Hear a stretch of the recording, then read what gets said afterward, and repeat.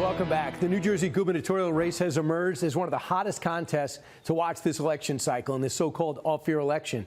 Early voting shows record turnout in the battle between Republican Jack Ciattarelli and his Democratic opponent, Congresswoman Mikey Sherrill. Now, in 2021, Ciattarelli came in within 3 points of becoming the next governor of the Garden State, shocked everybody. They had to wait a while to get the final tally. And now the deeply blue state, which is becoming less blue, could be on the verge of turning red. In a sign of what may be to come, over a dozen elected Democrats have thrown their support behind Ciattarelli, including 4 Democratic mayors. Polls show this red-hot race could be a squeaker that could all come down to voter turnout.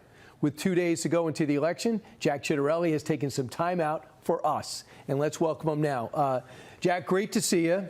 The real clear average, if you average all the polls, has Sherrill 48.7, you 45.3. Do you think that's accurate? No, we think it's actually closer than that, Brian. And the one thing to keep in mind is, historically speaking, Republicans underpoll in New Jersey. And the other thing that you mentioned is when prominent Democrats are endorsing the Republican nominee, I think that's a very, very strong sign of what's going to end up happening Tuesday night. We're going to win this thing. You know, it's interesting, too. You talk about turnout. We got some numbers, and, of course, they're constantly updated. Early on, Republicans are up 11 in terms of turnout. Democrats down 2. Unaffiliated down 2. What are you looking for when you meet with your staff and the doors closed and the shades are down? What numbers are you looking at? We wanted to look first and foremost at the return for Republicans through the mail. Those ballots got mailed out the 3rd week of September, and we've seen a greatest number ever of Republicans returning their vote-by-mail ballots. And now what we want to do here in the 9 days of early voting, and we've got 2 days to go, is that we're matching them man for man, woman for woman. Because if that's the case, when we go into Election Day, we're going to be in really great shape because we kill it on Election Day. So I like the position that we're in. We'll finish strong here over the last 4 days and, again, deliver a win for New Jersey. So I thought this was interesting. I was watching The Daily Show the end of the night, and Zohran Mamdani, who you know is a favorite to now, it looks like, according to the polls, if they're right, to be the next mayor of New York. He pointed to New Jersey as a model when it comes to taxes. Listen. What we found is talking about raising taxes on people who make $1 million, increasing it by just 2%, increasing the state's corporate tax rate to match that of the socialist utopia of New Jersey. These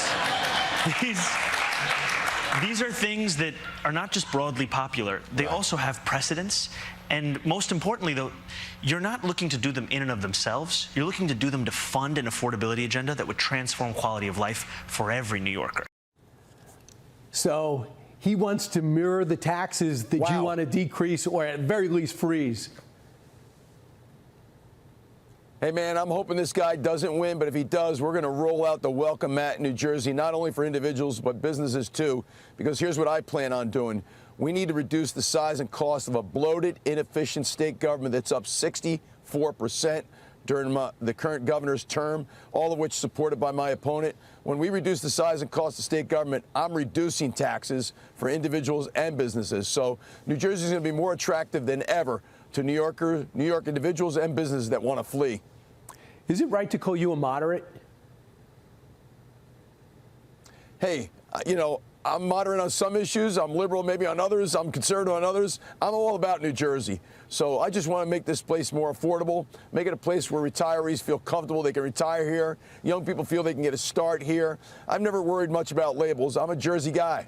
All right. So one of the hit pieces I wanted to bring back, that Mikey Sherrill is running on you to give you a chance to respond. I can't, and I shouldn't run the whole thing, but here's a little of it. At the grocery store, or maybe at the gas station, locals call it the Jack tax, a terrifying 10% tax on everything you buy. So she thinks you're going to jack up taxes, Jack.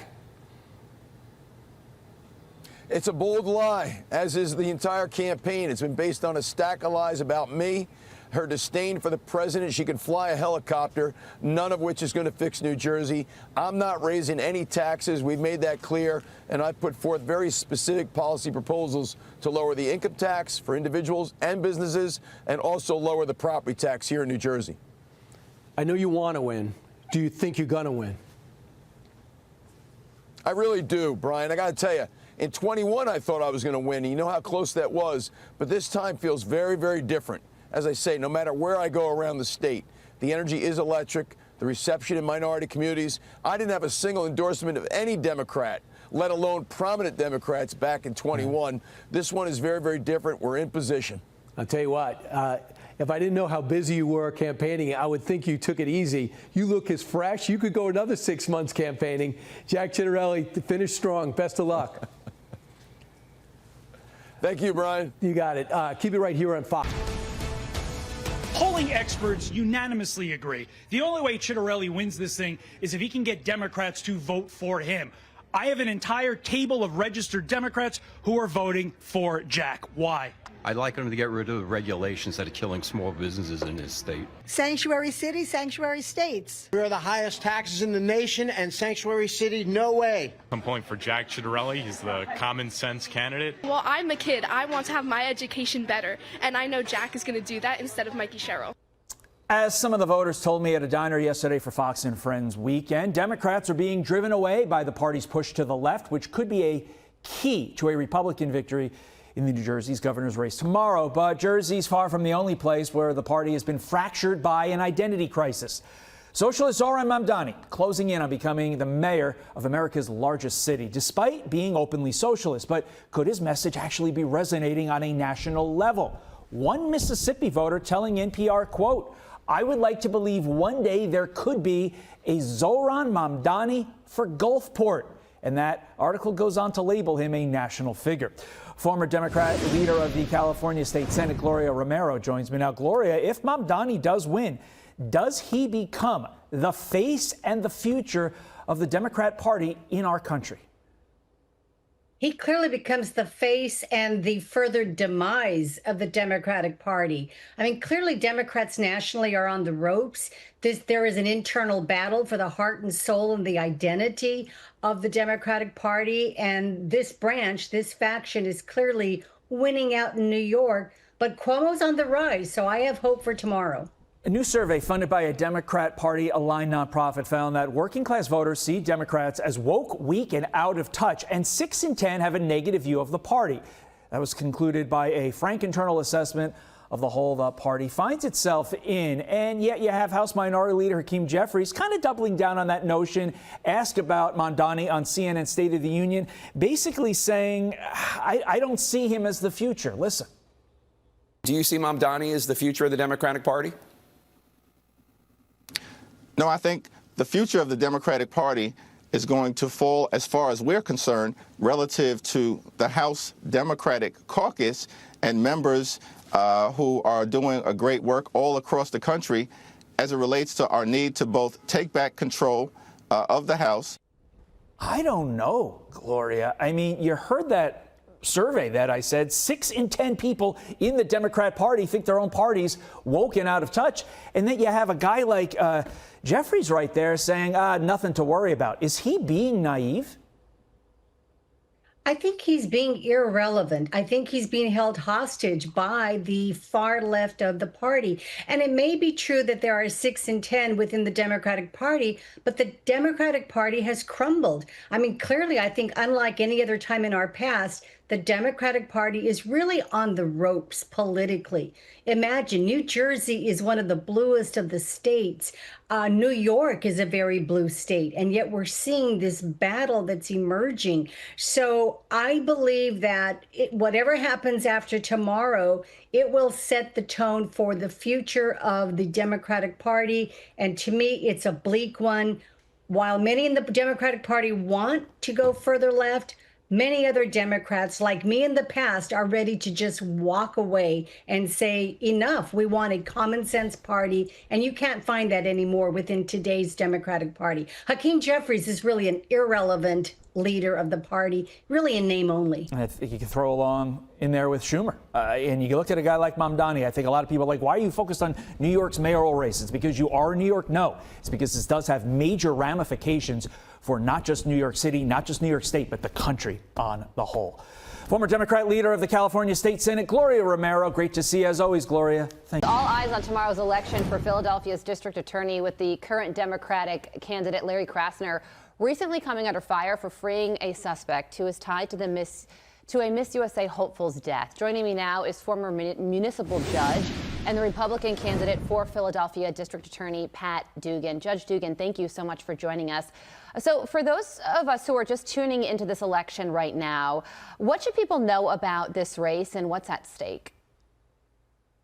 Well, this election is tomorrow, Tuesday, November 4th. What's at stake is the safety and future of the city of Philadelphia and the safety and future of people like Kata Scott, this young woman who was murdered by a repeat offender that Mr. Krasner, our current DA, who is the most far left, off the cliff district attorney in the history of the country, who coddles criminals, who had the murderer of Kata Scott in court on other cases involving kidnapping and assaulting of women, yet he let Keon King, her murderer, walk out the door with a multiple of so many errors that it's amazing that the city is not doing we don't have a recall.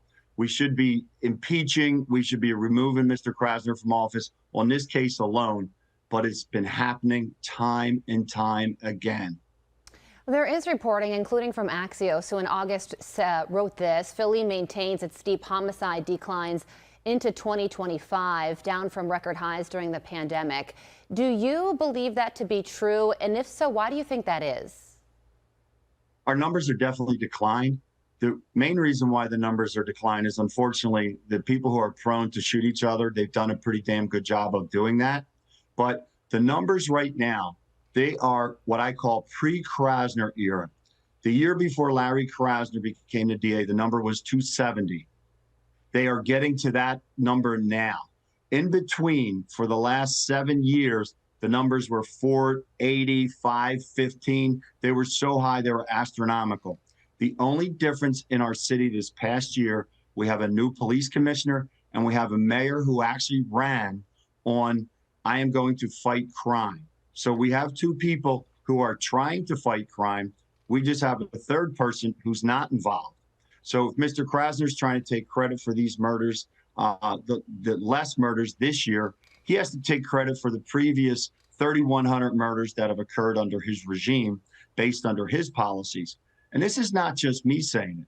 The University of Pennsylvania, they had two professors who did a research paper, and their conclusion was that Larry Krasner's policies of coddling criminals is responsible for an additional 75 murders a year. That's not me saying it.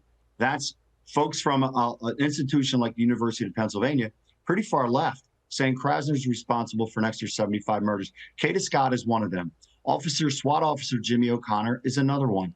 These are people who were murdered because these violent criminals were not held accountable the first, second, or third time. There are so many victims like this. Gladius Coriano. I mean, there's so many. And every single one of them is an absolute tragedy. And Yes. one can make the argument that it's a preventable tragedy, which makes it all the worse. Now, really quickly, you got on the ticket, Pat, in the form that you are right now in a unique way. Tell us about that and if you see that as a strength or weakness. So I am a registered Democrat. I lost in the primary against Larry Krasner. That's why primaries, you know, we have too many extreme candidates in primaries. We shut too many people out. So the Republicans wrote me in on their side of the ballot. 7,000 people came out and wrote me in, which is a tedious task. And there was nobody else really on the ballot for them to come out and vote. So they're pushing for me. I had 53,000 Democrats voted for me. The Forward Party, Andrew Yang's party, have come out and endorsed me. I am not running for a political party. I'm running for all people. If I could, I would petition the court to put a P behind my name for Philadelphia, because I'm running for the victims and the safety in our neighborhoods that Mr. Krasner, all he does is coddle criminals. I want to help protect victims, and I want to uphold the law, make people accountable. Well, so yes, I am that unicorn. Well, we know that you've had November 4th circled on your calendar for some time now, and it is one day to go. Judge Pat Dugan, thank you for joining us this morning. We'll be watching. Thank you. Go Birds. You're very welcome. Let's bring in RNC co-chair Casey Crosby. Casey, thanks for being here. What are you hearing from your sources on the ground in real time about the state of these races? We feel good. I've been on the ground. I've been in Virginia. I was on the bus with Jack Ciattarelli yesterday in New Jersey, and we feel great about our candidates. As President Trump said last night, we have great candidates and we have a deep bench in the Republican Party. Let's focus on New Jersey to start. Has there been enough early voting in the suburbs to ultimately counter what is expected to be a pretty big turnout for Mikey Sherrill in the cities?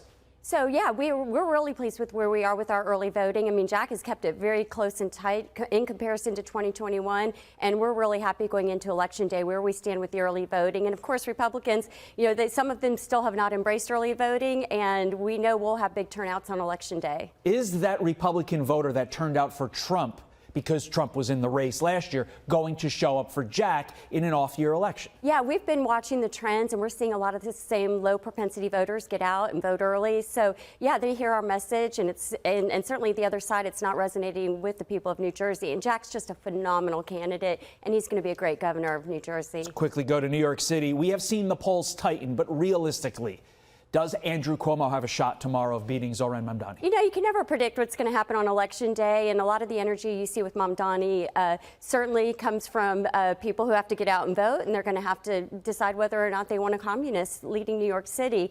You know, the polls certainly indicate that Mamdani might win this and win it pretty big, but we'll see what happens. You know, anything can happen on Election Day. You were also on the ground in Virginia. The polls indicate Abigail Spanberger is likely to win if you listen to the polls, but you say not so fast. Why? Not so fast. I mean, the polls are all over the place, and we've seen some where it's been within 4, 3, 2 with Winsome Sears. She's a phenomenal candidate, too. She has a great background. She's been a good partner to Governor Youngkin, and she's out working hard and would be a fantastic governor. What areas of Virginia does Winsome Earl Sears need to turn out in order to pull up the upset? So tomorrow? I was in Roanoke last week knocking doors, actually talking to voters, and we need areas like that to come out. These rural towns need to come out and come out hard for Winsome Sears. The biggest message I can say is everybody needs to get out and vote. You got to vote. We got to get our voters out. We do that, we win. Agreed. There is other news. We are one day away from the current government shutdown becoming time for the longest in history. Congratulations, America.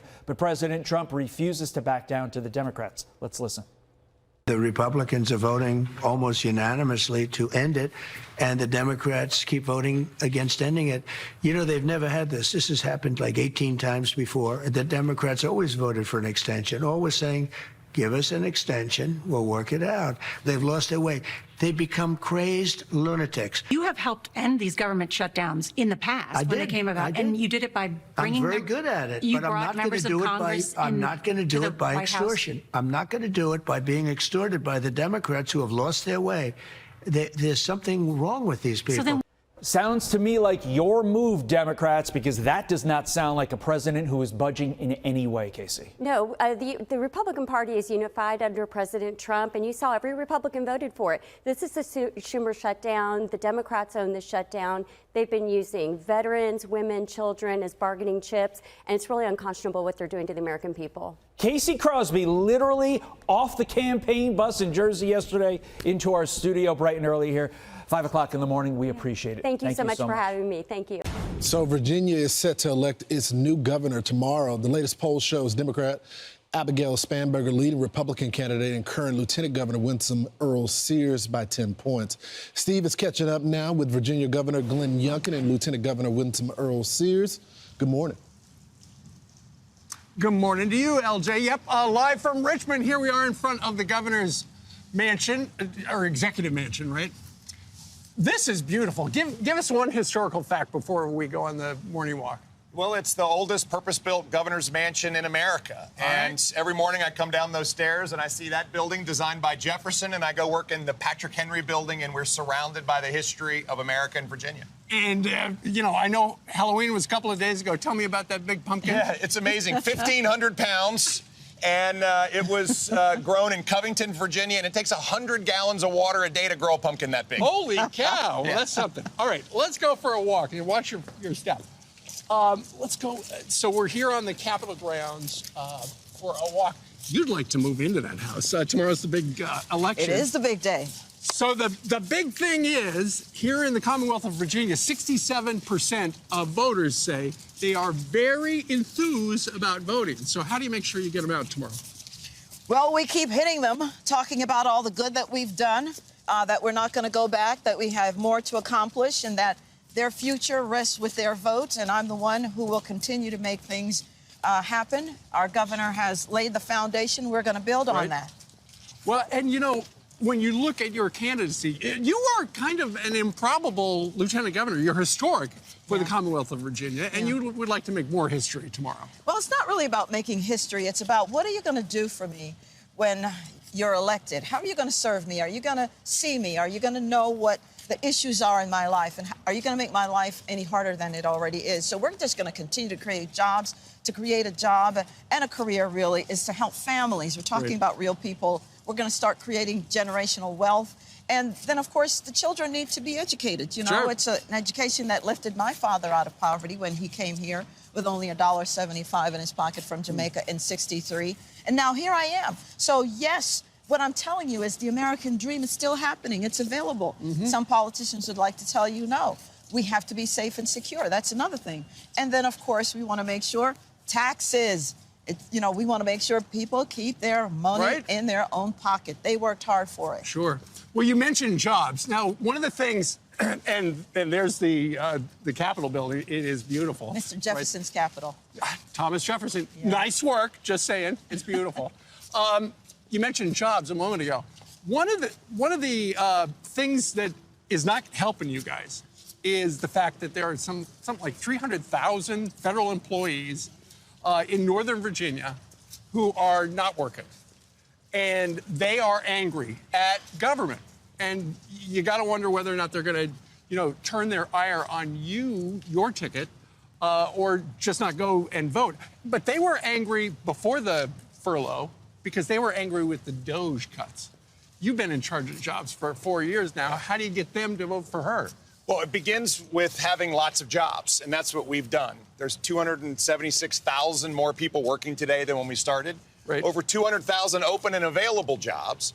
We've had $143 billion of commitments from companies to build in Virginia, which is, by the way, more than the last 5 governors combined. And that's what Winsome and I have been working on for the last 4 years. So we got lots of jobs.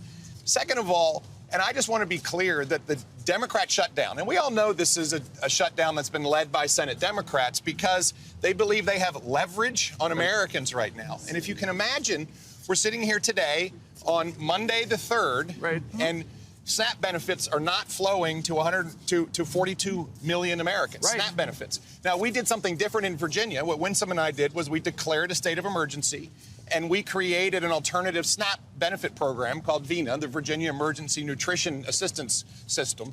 And we're paying those benefits today. But I'm telling you, the Democrats are going to wear this because they're the ones that have shut down the government. I mean, 270 Republicans have voted to keep the government open. And all we needed was seven Democrats to say, yes, we want that too. But listen, you know how we know that it's hurting the Democrats more? Because when an 800,000 strong union, government union, the president of it says, we need a clean CR, go to work, bring the government workers back. That's how you know. So there's George Washington, an historic statue here in Richmond, Virginia. I know a lot of the stuff that is impacting your race happens in Washington. Let's go ahead and go around that way. I think it's that way. That's right. One of the things from Washington is the former president of the United States, actually, Barack Obama, actually came to Virginia and was campaigning for your opponent. What's interesting is... That's not surprising. He's a Democrat. That's not the surprising part. The surprising part is he never mentioned, when he was on stage with the Democrat governor candidate and attorney general candidate, never mentioned the attorney general candidate's name because that guy has said all sorts of problems with those crazy texts where he was talking about people. It's not crazy. dying. It's murderous texts. And remember, you know, I'm from a country where I saw political violence, where I saw political gangs shooting people and shooting each other when I was 10 years old. And to think that that's what I'm seeing in America today, it's absolutely crazy. And for my opponent, Abigail Spanberger, to not tell her attorney general nominee, and I'm going to say his name, Jay Jones, to get out of the race because he said 2 bullets to the head of his political opponents and also kill the man's 2-year-old and 5-year-old children. This cannot be what we are about in Virginia. Right. So we're less than 24 hours away from Election Day. What is your closing argument? Well, it's to say this. We must continue the successes that we have had in Virginia. You know that we've returned more than $9 billion back to you, Virginians. This is your hard-earned money. You know that we have created jobs. You know that we have even more jobs available. You know that we've made you safe and secure, that we're not soft on crime.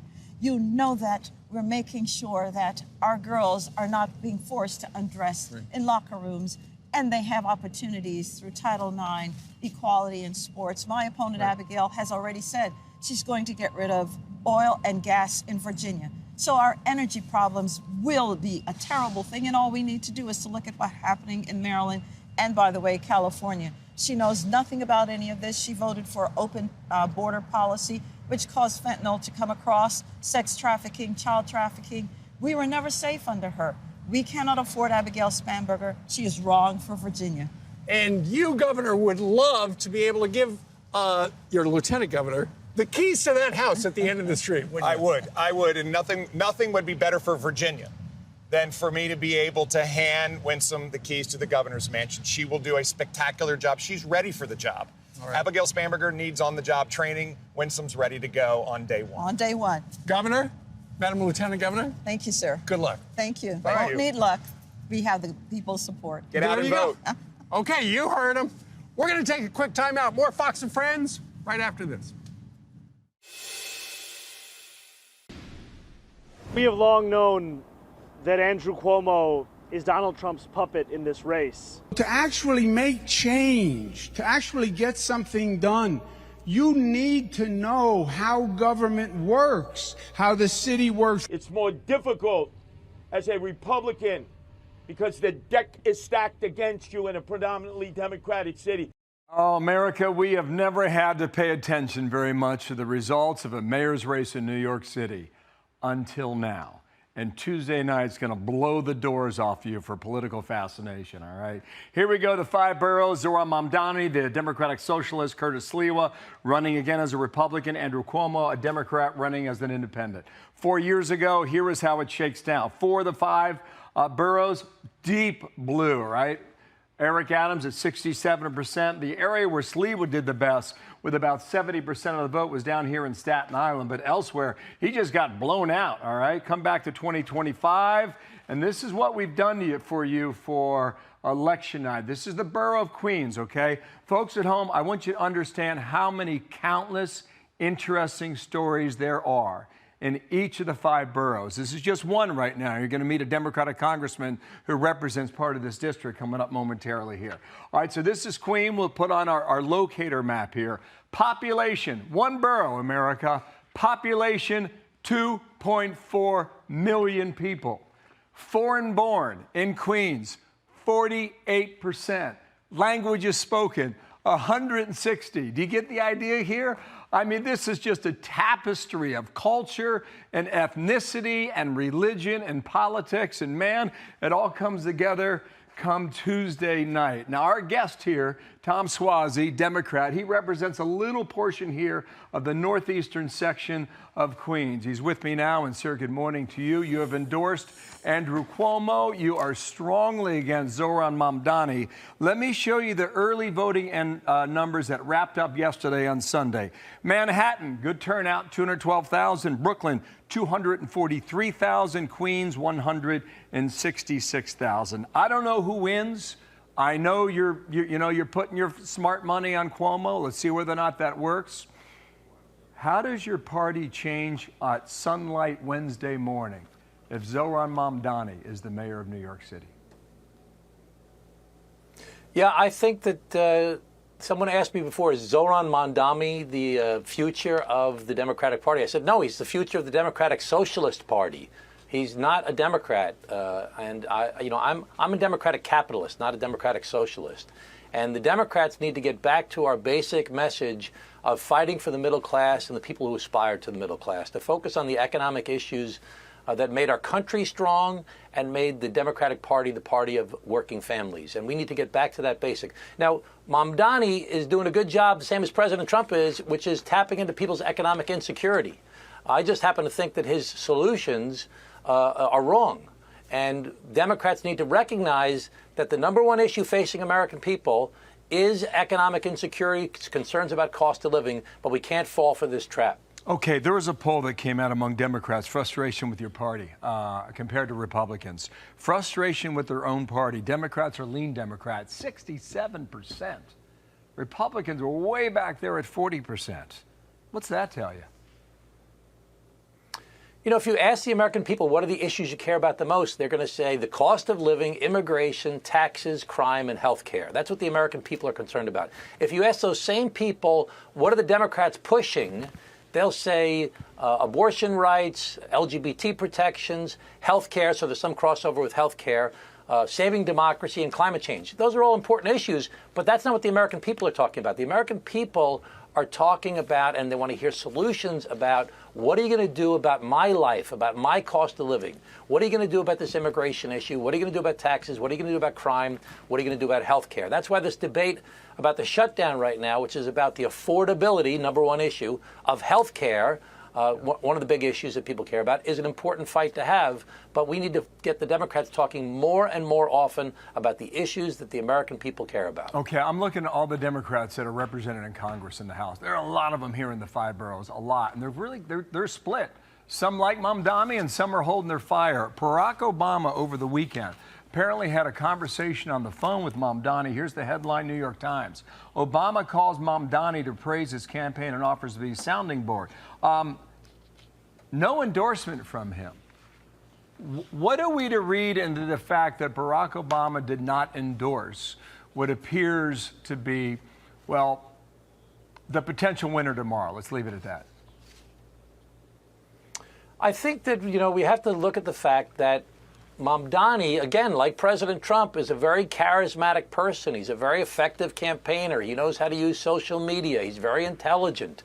And he's tapped into this anxiety people have about their finances, and the same as President Trump has. The problem is his solutions, raise taxes in New York, raise the minimum wage in New York, are bad ideas because New York's not competitive with the rest of the country. I'm all for raising taxes on wealthy people. I'm all for raising the minimum wage in our country. But let's not make it just New York, where we're chasing businesses, we're chasing individuals out of our state. When I was born, there were 40 some odd members of Congress from New York State. Today, there's 26 members of Congress from New York State, and it's going to go down in the next census. Why?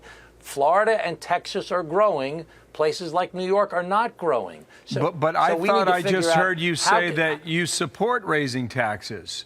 And if you do that, you're going to chase more people away. I only support it at the national level. I wouldn't support it at the local level because people are leaving our state. I don't want someone to say I'm moving to Florida or Texas because I can have lower taxes there. Wherever you go in the country, I'm all for you paying higher taxes anywhere in the country. I appreciate you coming. Let me just make one more point. I don't think America understands this because our focus has been on the flight out of California going back to 2020. New York State has led the country and those who have moved out of the Empire State. You can't continue to afford this trend. Last comment, sir. I agree with that, Bill. I think that New York State is a fantastic place, but we have to make it more competitive for people to live here, to afford to live here, and for businesses to stay here. We can't keep on hemorrhaging people to North Carolina, South Carolina, Texas, and Florida. I don't want to become like Texas and Florida, where they don't pay their teachers and they have a bunch of uninsured children and a bunch of uninsured adults. But we have to recognize that we're in a competitive environment as to where people are going to live in our country. We can't have a race to the bottom, but we have to make our state more attractive. All right, appreciate you coming on. We hear from a lot of folks in Texas and Florida that they're pretty happy where they live. We'll see if that remains the same here in New York State. Thank you, sir. We'll talk again. Tom Suozzi, the Democrat from New York. Thank you. Tomorrow is Election Day and 3 key races that we're keeping an eye on. Some dueling gubernatorial campaign events this hour in Virginia. Former President Obama showed up there this weekend to support Democratic nominee Abigail Spanberger. And in New York City, Obama stopped short of giving frontrunner Zohran Mamdani an official endorsement. Oh, I don't know if it was really short of it.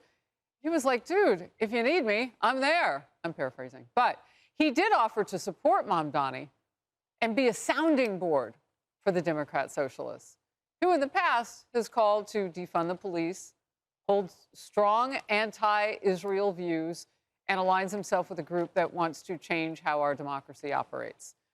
This is Outnumbered. I'm Harris Faulkner, here with my co-hosts Emily Campagno and Kayleigh McEnany. Also joining us, Kayleigh McGee-White, former Fox News contributor, current, and David Webb, also a Fox News contributor. Obama's support for the socialist candidate, and you know because of his policies I also call him a communist, comes as the latest Fox News polling shows Mamdani's lead has narrowed. He's lost 5 points since October, which ended Friday, with both former Governor Andrew Cuomo and Republican nominee Curtis Sliwa gaining ground. But his campaign is still predicting a huge win as young voters continue to coalesce around him, even those outside the Big Apple. But they can't vote in this race. But anyway, a 26-year-old woman in Mississippi says, quote, I would like to believe one day there could be a Zohran Mamdani for Gulfport, Mississippi. But I don't think that's ever going to happen, at least not in my lifetime. But it gives me hope that it can happen in other places across the country, end of quote. The Free Press, with a detailed report about the group Mamdani belongs to, writing, quote, the Democrat Socialists of America is more radical than ever and winning, end of quote. The article argues, today the DSA is run by activists enamored with the authoritarian left. The DSA is about to win the biggest election in its history at the very moment that the party itself has been hijacked by illiberal revolutionaries who display hammers and sickles in their social media. House Minority Leader Hakeem Jeffries with this when asked about Zohran Mamdani's reach. Do you see Mamdani as the future of the Democratic Party? No, I think the future of the Democratic Party is going to fall, as far as we're concerned, relative to the House Democratic Caucus and members who are doing a great work all across the country. Hakeem Jeffries was asked this morning if you're the future of the Democratic Party. He said no. Good to know. Do you have a response? No, I'm focused on the next 2 days. David.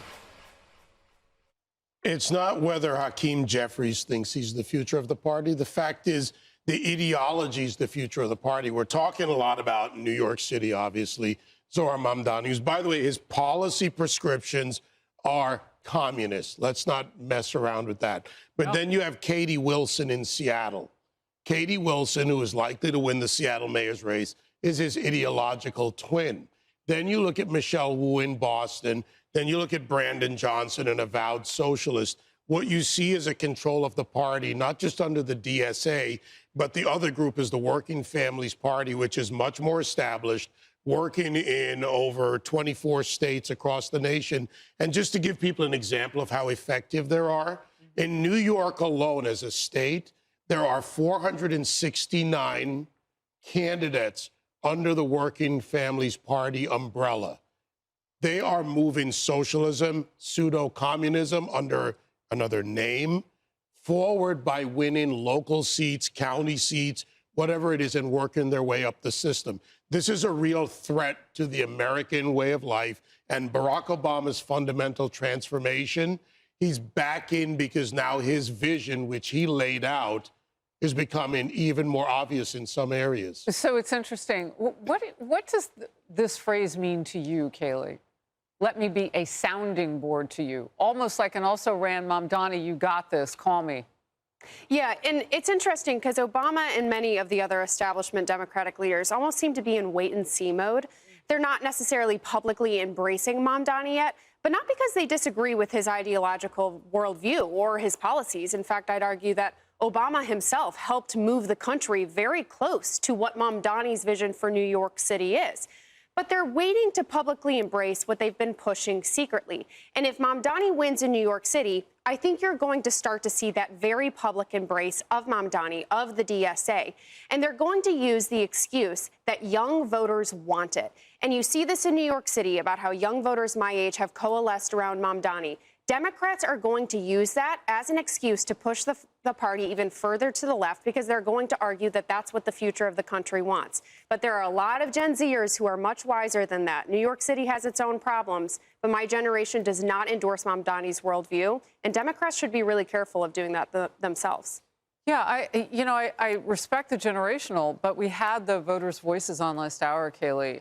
And what was interesting to me was someone much older than you saying affordability is the issue. She was an independent. The independent behind her agreed. Hands went up. They agree. I mean, so clearly Republicans need to work on this issue of affordability going into the midterms. But what else are you seeing about Mamdani that tells us anything about the midterm elections? Well, I think the economic trend lines are very good. And I think President Trump is going to be known for ushering in a great economy. So I think that's going to happen. But no doubt, Mamdani has been pushing affordability, trying to closet his socialist views and pushing that line forward. And I would say his pro-Hamas views, too, as we've discussed. But I think when you look at New York City, you got to extend this out nationally to Democrats. This has been a test for every Democrat running for office, every Democrat elected official. And what have we seen?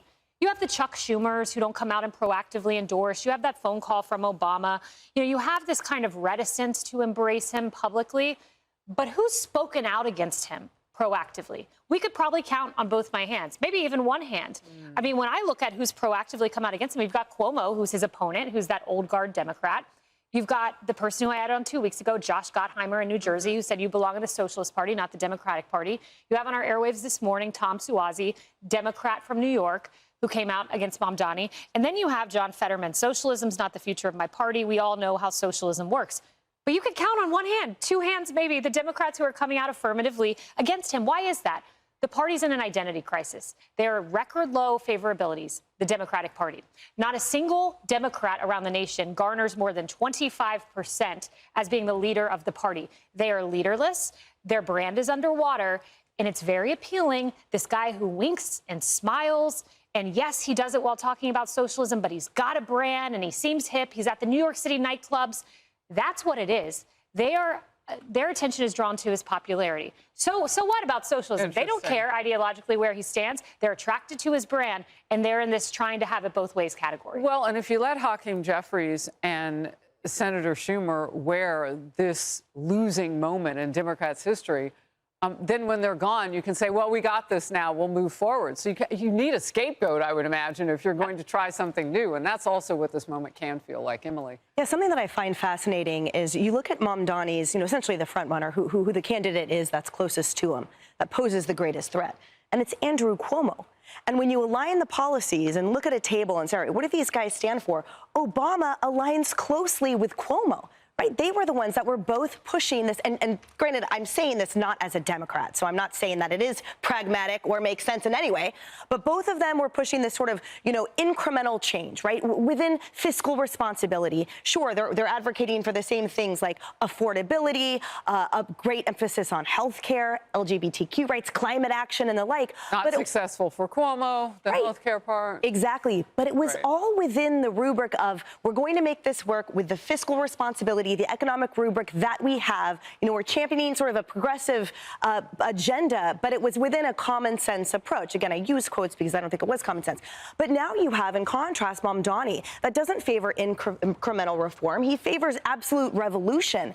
And it's curious to me because if you really were dedicated to ideology and to policy, then you would think that the former president would say Andrew Cuomo represents the centrist Democratic platform, which is a reasonable, cohesive, and collaborative approach to lifting all boats. But in reality, it's a popularity contest. And the image that they're worried about and the optics that they're worried about isn't that this person is a blatant anti-Semitic and a lot of other things. Oh, no, the worst image would be maybe an aging out, sexual harassment cloud person that is sort of a has-been in a political family rather than representing the future. But it is downright terrifying that they are willing to sacrifice their policies and the heartbeat of the Democrat Party, which would be respect for others, simply for TikTok likes. Interesting. It's what President Trump, though, has said, Emily. He calls one side a communist and the other side a bad Democrat. Yes. As early as yesterday. There's a problem in America. We narrow focus on the election of the moment rather than the track of time. If you go back to Barack Obama's early speeches and who he is, he waits for the opportunity for the radical transformation. That's where he got to fundamental transformation, but he began that before the Illinois Senate. We have to do what Democrats do, and what the president even said about China in his interview on CBS, is look at the overall track, the broader picture. The Democrats take opportunity, go radical, seem moderate, to your point, but then the radical is always waiting. So is that what you think he was doing with Kamala Harris? And maybe he thought he had that in her because she seemed rather controllable for the first 106 days. The word controllable. Kamala Harris didn't have ideas of her own, but she could be that useful tool. I get you. And this is the problem is, and I think Curtis Sliwa has actually made this point quite fairly, there's not really a whole lot of daylight between the so-called moderate options like Andrew Cuomo and the Zohran Mamdanis. Rhetorically, there is, but if you look at some of the policies that Mamdani has proposed that we fear the most, things like defunding the police, bail reform, these are policies that Andrew Cuomo himself implemented when he was governor of the state. So they can talk a big talk, but when they get into power, they're all the same. You know, and Cuomo told us that about a week and a half ago, right? He said, remember, the place where the president never sent in federal troops or anything like that was New York City. He said, I'll hold the same line. He won't send ICE here. He won't. So, yeah, it is interesting. I will say, though, Andrew Cuomo is not someone who says Hamas should have arms and can't answer that question. 100%. So there is a categorical difference 100%. between Western civilization viewpoints and those who cannot clearly say terrorists shouldn't have weapons. Only New York City has this dichotomy, and the choice has to be made in less than 24 hours. It's election eve in America, and the Dems are calling in the big guns to bail them out. Barack Obama back on the trail in Virginia to pump up the privileged white lady running for governor over the black woman. Racist? You make the call. Then to New Jersey, where he stumped for the candidate there, and he talked about poop. I'll admit, it's worse than even I expected, but I did warn y'all. They never miss a chance to scapegoat minorities and blame DEI for every problem under the sun. You got a flat tire? Must be DEI. Your wife kicked you out? DEI. The weird videos of a U.S. president with a crown on his head flying a fighter jet and dumping poop on American citizens. He's literally explaining a meme. You hate when I do that. I know.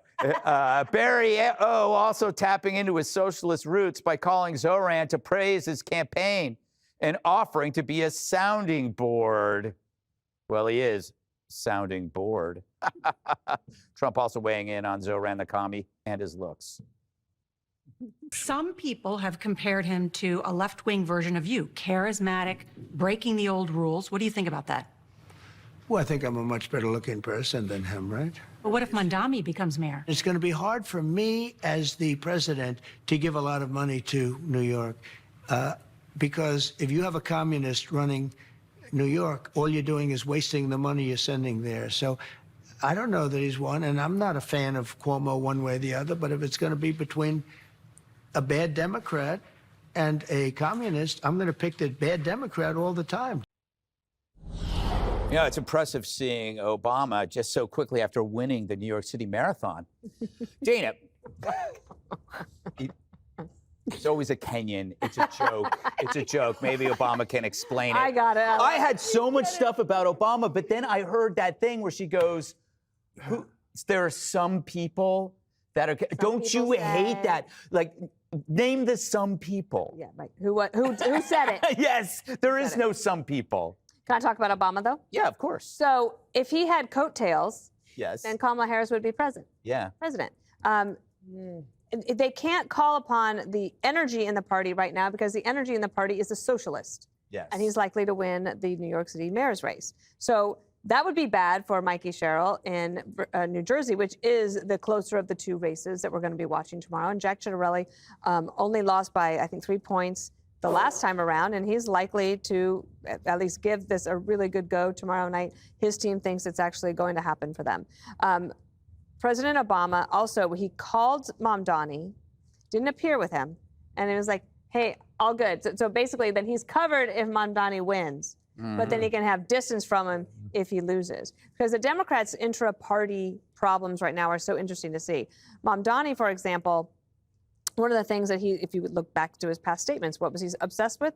Jewish people. And then he works his way up and he says, but actually, I'm going to give you free health care, free buses, and a free apartment, but also the Jews. Yeah. Right? So now that party, the Democrats, never dealt with that party. Ever they just stood by. The Republicans are having a rip-roaring fight about it right now, and that's more healthy, I think, in the long run. President Obama, I think that these are both bluish states. If Obama was going to get it across the finish line, then what happened this weekend would not have happened. My last point is this, and over the weekend, so at this event that you're looking at right now, apparently it was supposed to be at a much bigger venue, but they had to make it, they had to change the venue to make it look like there were more people because people are watching football, they're not that engaged. Oh, that's a nice way of putting it, Dana. Charlie, obviously, Barack Obama chooses this white woman. Her name is Spanberger, who supports men in dresses in women's locker rooms, over a black successful woman. Why does Obama hate black women? Because that's what he would say about you if you didn't choose the black candidate. Well, there's the difference between him and me. I'm not going to say that about him, but it is a very good point. Thank you. And he is he is pulling for. One of the things that he did in 2020 was, 2024 was he lectured, especially black male voters, saying you need to vote for the black woman on the ticket. And now he's pulling for the lady that he agrees with, as opposed to the black woman who is extraordinarily successful. He also, at that same event that he did in Norfolk, he campaigned for Jay Jones. And lectured the rest of us about how politics has turned so dark and divisive, and we need to stop our dark, divisive politics, as he's campaigning for a guy who advocated assassinating his political opponent because he didn't like his political opponent. And their kids. And their kids. In terms of him being the cleanup guy, he's not a very good cleanup guy. Barack Obama cost Democrats over 1,000 seats during the course of his career. His 8 years in the White House. He's really good at getting himself elected and then ruining everybody else around him. And I think that, and I agree with what you said, Dana, New Jersey and Virginia are blue states. They should clean up on Tuesday. If they don't, it'll be because they don't, if they do, it'll be because that's the way the sort of trend goes. If they don't, that will be a 5-alarm fire for the Democrat Party.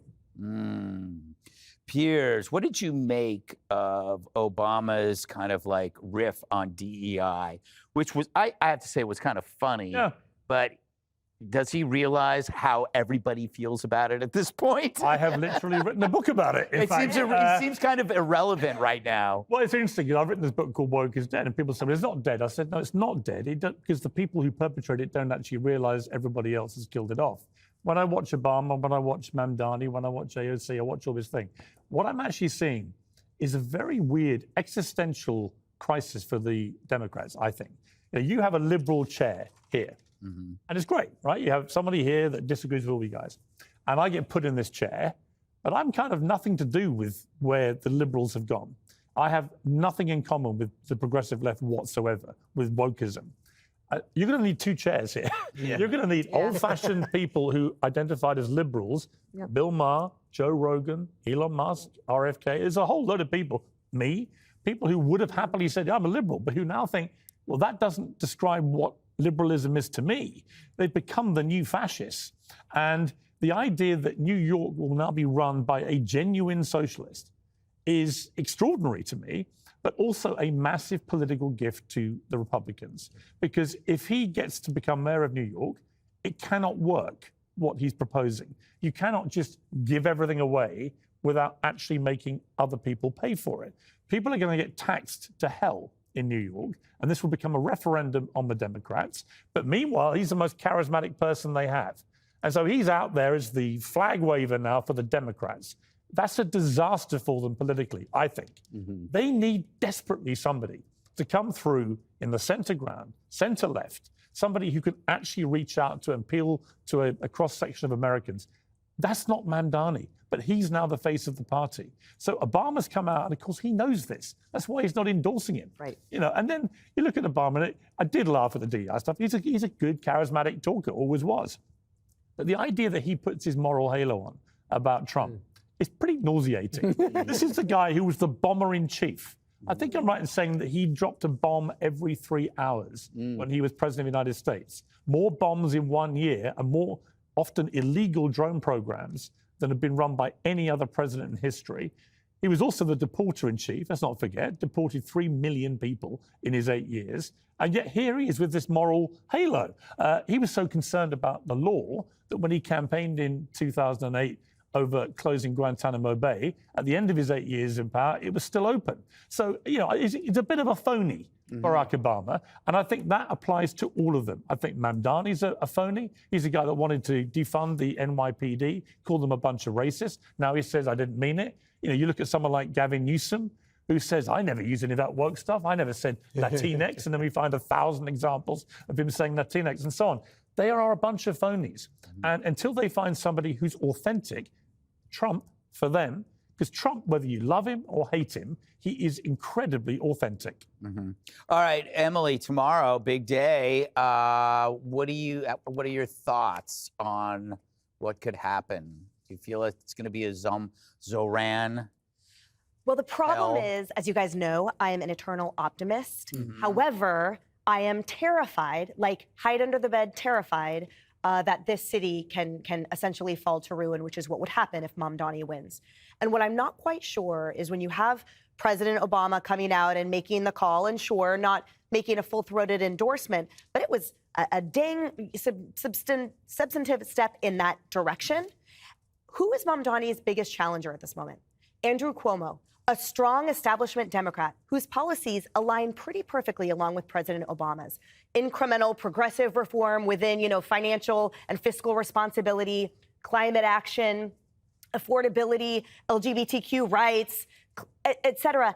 But yet he has not said anything about Andrew Cuomo. And instead, he's caught up in the energy of Mamdani, a blatant anti-Semite that refuses to condemn Hamas or talk about the terrorism threat on this soil. And he is somehow implying, in my opinion, that the optics of supporting Cuomo, the sexual harassment cloud and the shame, the optics of this aging out Democrat established person, regardless of the Cuomo family, is somehow more of a taint than Mamdani. That is all you need to know about the Democrat Party, that they have completely sacrificed ideals and prioritizing. Remember, they were the party of values. Everything out of their mouth is about skin color and gender until the person is actually rooted in common sense, like Winsome Sears. And then it is crickets. And who I blame, too, are those ridiculous, self-serving and self-satisfying upper-class, white women like Mickey Sherrill, I can never pronounce her name, who's sitting there being like, as Obama is saying these comments. You are most of the problem. And now Obama is just the mouthpiece for it. But that phoniness that you talk about, that has riddled and addled the Democrat Party. Alexis, good evening. At a campaign stop today, Republican Jack Ciattarelli got a surprise visit from his son Jake, who returned from service in Kuwait.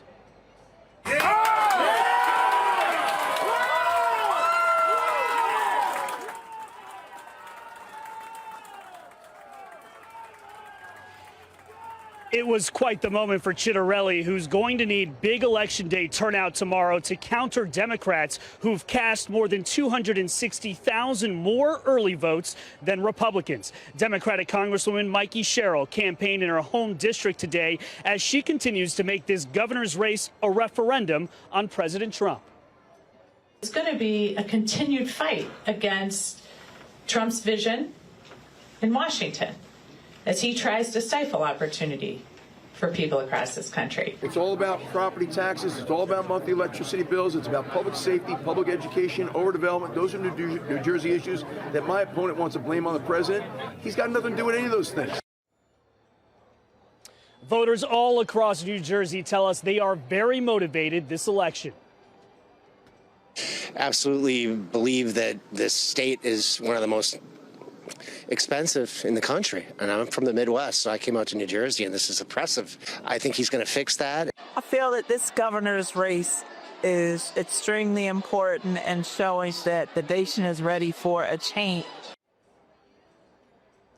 President Trump is holding a second tele-rally for Citarelli tonight, and he's also weighing in on the governor's race in Virginia. Big Rich Edson. Rich. Good evening, Brian. Well, Governor Glenn Youngkin is also out campaigning on top of that tele-rally that President Trump is holding here in Virginia for the Republican ticket. As for the Democrats, the candidate for governor, Abigail Spanberger, has been campaigning here in Richmond, making the case that she is going to win decisively tomorrow and also against Republicans in Washington. We need a governor who is working tirelessly to mitigate every harm that might be caused by a reckless and chaotic administration. Former President Barack Obama joined Spanberger this weekend at a rally in Norfolk, claiming there is no evidence Republican policies have made life better. Appearing earlier in that rally, Democratic Attorney General candidate Jay Jones, whose violent 2022 text messages emerged a month ago. Spanberger condemned the text but refused to call on Jones to drop out of the race. Polls have shown Republican incumbent Attorney General Jason Miyares is closing in on Jones. Also campaigning in Richmond today, Republican gubernatorial candidate Winsome Earl Sears, who's casting Spanberger as a liberal extremist. The minute that she announced, they've always said moderate Abigail, moderate Abigail. Like, in what way was she ever moderate if she's voted almost 100% of the time with Nancy Pelosi? Since yesterday, President Trump has endorsed dozens of Republican candidates. He has yet to explicitly endorse Earl Sears. Brett? All right, Rich, thank you. Hey, Sean Hannity here. Hey, click here to subscribe to Fox News YouTube page and catch our hottest interviews and most compelling analysis. You will not get it anywhere else.